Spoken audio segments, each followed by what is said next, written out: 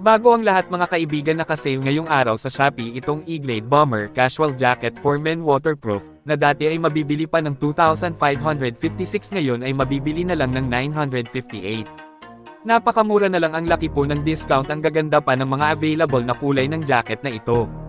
Kaya ano pa ang hinihintay nyo? Bumili na agad, pindutin lang ang link na nakapin sa comment section. Maraming salamat po.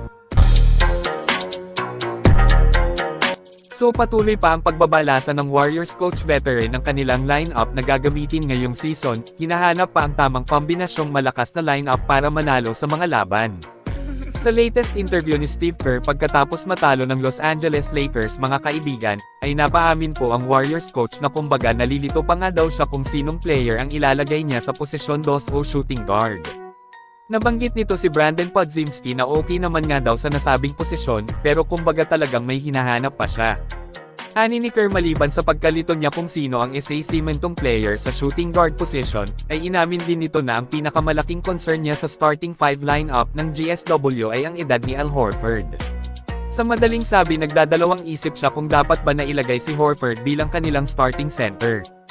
Ang iniisip dito ni Kerr kung paano gagamitin si Al na hindi siya gaanong napapagod kasi masama kapag mapasok ng injury, tiyak malaking kawalan talaga ito ng Warriors kapag nangyari. So kaya naman sa unang preseason game ng Warriors noong nakaraan ay inilagay ni Kerr si Horford sa bench.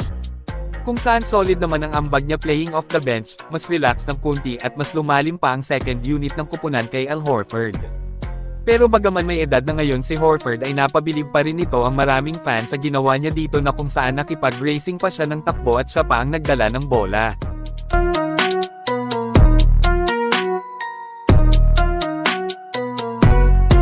Isang kahanga-hanga na galaw para sa may edad ng manlalaro at isang sentro pa.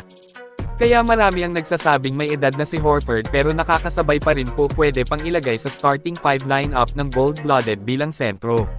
Kayo mga kaibigan, ano sa tingin nyo, starter si Horford o bench na lang? Mag-comment lang.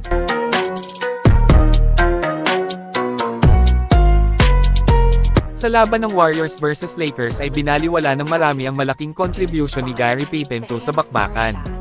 Kung saan isa siya sa dahilan kung bakit nakakadikit ang Dubs sa lamang ng home team, isang solidong role player talaga ang The Young Love. Pumapalag sa depensa at opensa, may shooting at may bilis din, bihira lang makita ang kagaya nito sa liga kaya nga kinuha siya ulit ng GSW.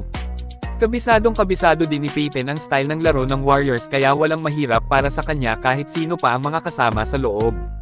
Talagang maaasahan both offense and defense, nag-iingay si Gary. Ito, panoorin po ninyo ang ginawa niya sa bakbakan kontra Los Angeles Lakers.